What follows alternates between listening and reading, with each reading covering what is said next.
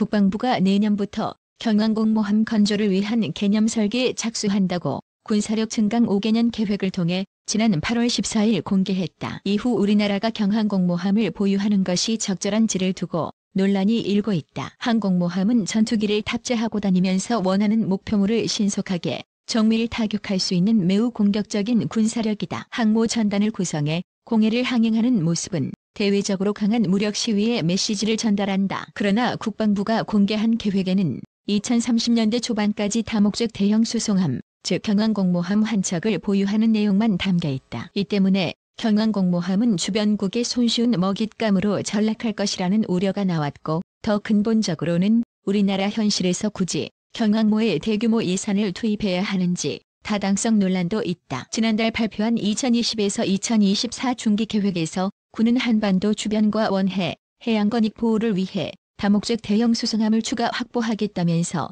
상륙작전 지원뿐만 아니라 원해, 해상기동작전 능력을 획기적으로 개선할 것이라고 밝혔다. 원해, 즉 먼 바다에서 우리나라 국익을 보호할 수 있도록 전투력을 투사할 수 있는 능력을 보유하겠다는 것이다.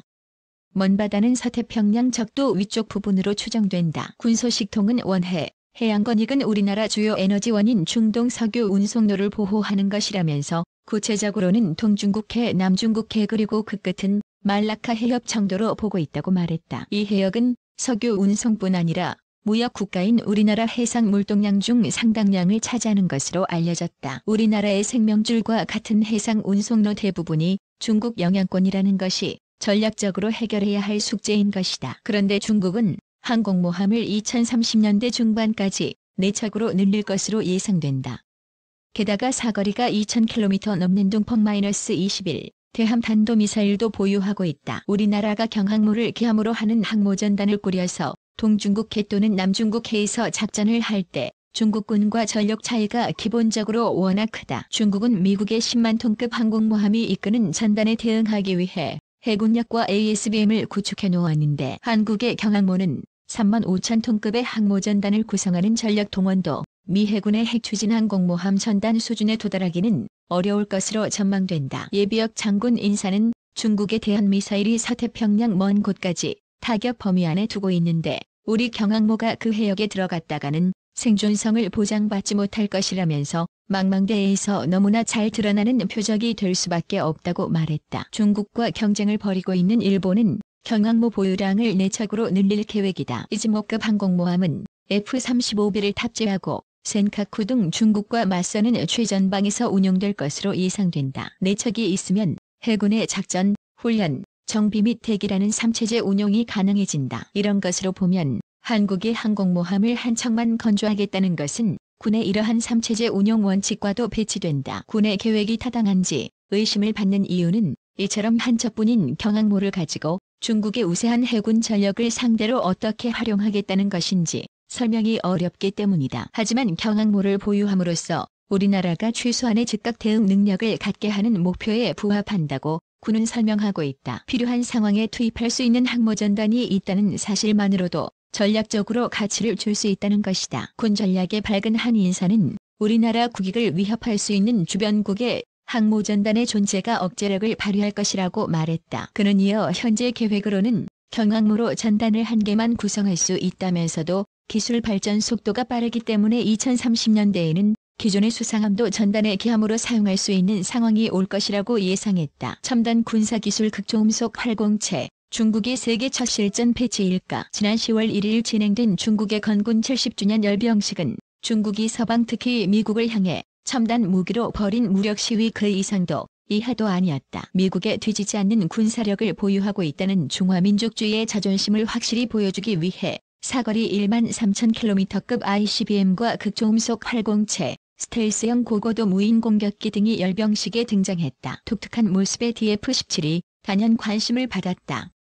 DF-17은 일반적인 탄도미사일 추진체에 HGV 탑재체를 결합한 모습으로 앞부분이 약간 틀린 채 이동식 발사대에 실려 있었다. 미국, 러시아와 HGV 개발 경쟁을 벌이고 있는 중국이 보란듯이 내놓은 결과물이었다. DF-17은 중국군이 이번 열병식을 통해 외부에 처음 공개한 것이었다. 무기 관련 정보를 분석하는 제인스에 따르면 DF-17을 이번 열병식에서 공개된 것 가운데 가장 두드러지는 무기체계로 다른 국가에서는 실전 배치되지 않은 HGV 탑재 무기다. 중국이 세계 최초로 HGV를 실제로 운용하고 있다고 보고 있는 것이다. 그러나 중국은 DF-17 시험 발사를 2회밖에 하지 않은 것으로 파악되고 있다. 중국은 간수성 주취한 위성발사센터에서 2017년 11월 1일과 11월 15일에 시험 발사를 했고 HGV의 비행거리는 약 1,400km로 분석됐다. 미국 정보당국은 HGV의 자체 추진력과 비행역학에 의해 2,000에서 3,000km를 저고도로 비행할 수 있는 것으로 평가하고 있다. 그러나 시험 발사를 충분히 하지 않았고 DF-17이 신뢰도 있는 무기체계로 인정받는지 여부에 회의적인 분석도 있다. 한 군사 전문가는 미중 경쟁이 격화되고 있는 가운데 중국 측이 첨단 군사기술 분야에서 미국을 앞서고 있다는 메시지를 전달하기 위해 DF-17을 공개한 것으로 보인다면서 실제로 운용할 수 있는 수준으로 개발이 완료됐는지는 더 분석해봐야 한다고 말했다. 중국은 DF-17을 미국의 항모전단 대응용으로 개발하고 있는 것으로 보인다.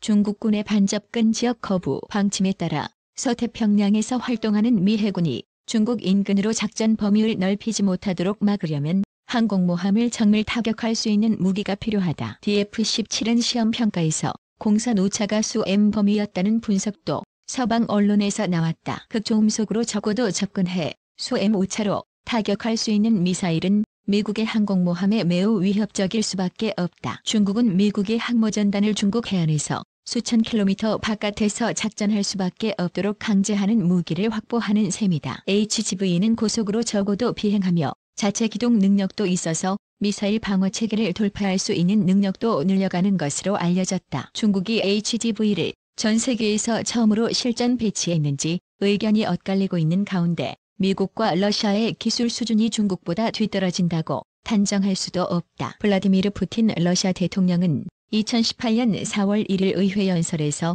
HGV인 킨잘과 아방가르드를 차세대 신무기로 공개했다. 킨잘은 최고 속도가 마하 10이고 2,000km를 비행하는 것으로 알려져 있다. 러시아는 아방가르드 최고 속도가 마하 20에 이른다고 했다. 미국은 방위 고등 연구 계획국의 펠컨 프로젝트가 HGV 개발 계획이다. 미국은 2011년 태평양상에서 진행된 시험 비행에서 마하 20의 속도를 낸 것으로 알려져 있다. 미국은 1960년대부터 HGV 연구를 시작해 이미 상당 수준의 기술 축적을 이룬 것으로 평가된다.